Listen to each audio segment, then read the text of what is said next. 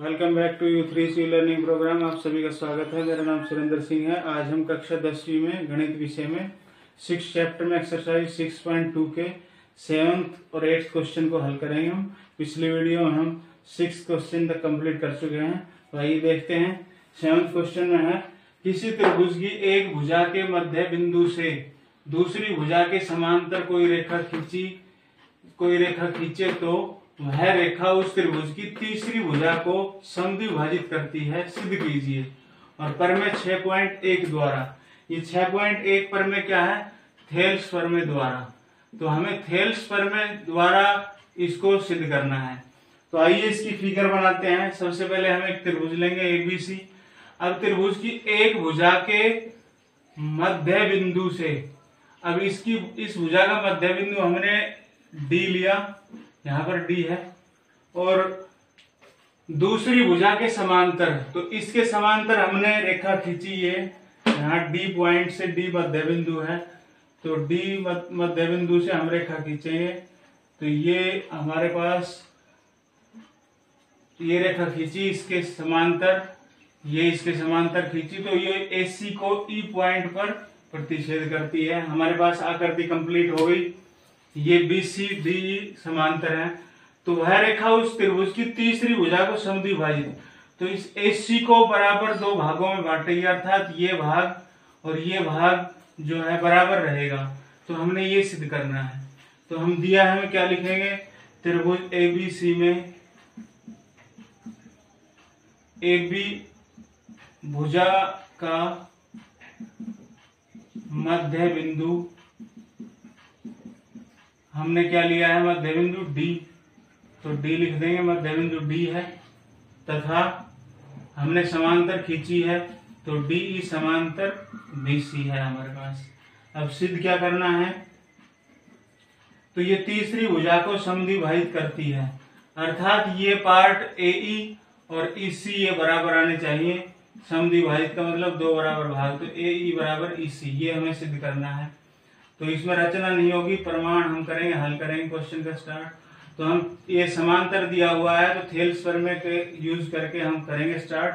तो त्रिभुज ABC में हम लिखेंगे DE समांतर BC दिया है, तो इस कारण हम क्या लिख सकते हैं? इसलिए थेल्स प्रमेय द्वारा AD/DB, AD/DB का अनुपात किसके बराबर लिख सकते हैं? AE/EC, इसके अनुपात के बराबर लिख सकते हैं। समीकरण 1 आ जाएगा थेल्स प्रमेय द्वारा। हमें समीकरण 1 प्राप्त हो गया। अब हम देखते हैं AB भुजा का मध्य बिंदु D है, तो हम लिखेंगे क्योंकि भुजा AB का मध्य बिंदु D है। अब मध्य बिंदु D है, तो AD बराबर DB हम लिख सकते हैं, इसलिए AD बराबर DB। अब AD बराबर DB लिख दिया हमने, तो DB को हम इस साइड में लेके आएंगे, तो AD अपॉन में DB। अब इसके साथ गुणा कुछ नहीं, तो 1 है, तो ये गुणा में इधर आके भाग होगा, तो यहाँ क्या बच जाएगा? 1 बच जाएगा। अब हम इसको दे सकते हैं समीकरण 2।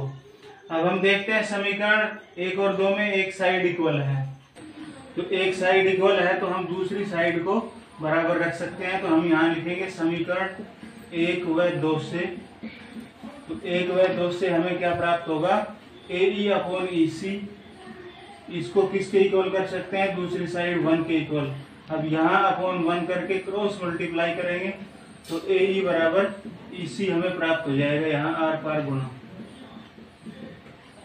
वज्र गुणा, तो AE बराबर EC, तो AE EC के इक्वल आ गया। तो हम लिखेंगे अतः सिद्ध होता है कि त्रिभुज की एक भुजा के मध्य बिंदु से दूसरी भुजा के समांतर खींची गई रेखा तीसरी भुजा को समद्विभाजित करती है। क्वेश्चन नंबर 8 है, प्रमेय 6.2 का प्रयोग करके सिद्ध कीजिए कि किसी त्रिभुज की दो भुजाओं के मध्य बिंदुओं को मिलाने वाली रेखा उस त्रिभुज की तीसरी भुजा के समांतर होती है। यह हमें सिद्ध करना है। तो हम सबसे पहले त्रिभुज ABC लेंगे। अब इसकी दो भुजाओं के मध्य बिंदु, तो AB का मध्य बिंदु हमने जो है D लिया, और AC का मध्य बिंदु हमने E लिया, और इन दोनों मध्य बिंदुओं को हम मिलाते हैं तो हमारे पास डीई रेखा प्राप्त होती है। अब ये डीई रेखा इस त्रिभुज की तीसरी भुजा के समांतर है, ये हमें सिद्ध करनी है। तो दिया क्या है, त्रिभुज एबीसी में भुजाओं AB व AC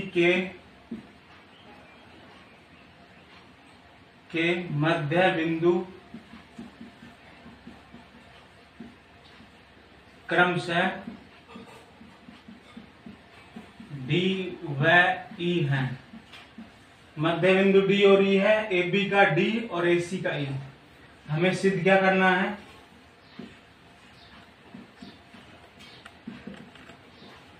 DE समांतर BC। तो दो भुजाओं के मध्य बिंदु लिए, तो इस रेखा को तीसरी के समांतर सिद्ध करना है।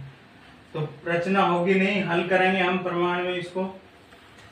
तो हल में हम क्या स्टार्ट करेंगे, सबसे पहले मध्य बिंदु हमें दिया है रेड डी, तो हम लिखेंगे क्योंकि भुजा AB का मध्य बिंदु D है, इसलिए मध्य बिंदु है तो ये पार्ट बराबर ये पार्ट हम लिख सकते हैं, AB बराबर AD, सॉरी AD बराबर DB। तो AB के दो बराबर पार्ट हम लिख सकते हैं, तो AD बराबर DB। अब AD बराबर DB है, अब हम DB की साइड चेंज करेंगे तो यहाँ हम इसके गुणा में मल्टीप्लाई कुछ नहीं है तो 1 अवश्य होता है। अब हम साइड चेंज करेंगे DB की, तो AD अपॉन DB बराबर क्या रह जाएगा, 1, समीकरण 1। इसी प्रकार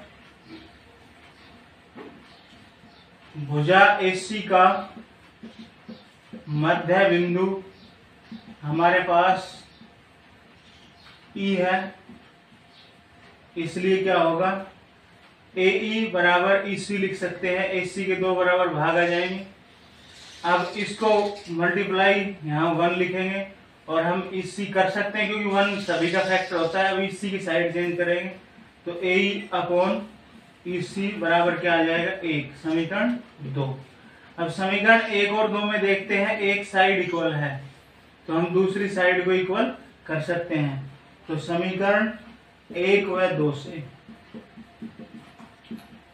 हम क्या लिख सकते हैं, AD अपॉन DB बराबर AE अपॉन EC। तो हमारे पास क्या प्राप्त हो गया, AD और DB का रेशियो किसके बराबर आ गया, AE अपॉन EC का।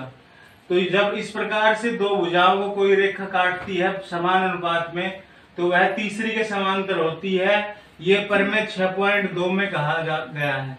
परमेय 6.2 का मतलब है थेल्स प्रमेय का विलोम, इसलिए थेल्स प्रमेय के विलोम द्वारा हम क्या लिख सकते हैं, समांतर लिख सकते हैं। तो थेल्स प्रमेय के विलोम द्वारा हम क्या लिख देंगे, DE समांतर BC। तो अतः सिद्ध होता है कि किसी त्रिभुज की दो भुजाओं के मध्य बिंदुओं को मिलाने वाली रेखा उस त्रिभुज की तीसरी भुजा के समांतर होती है।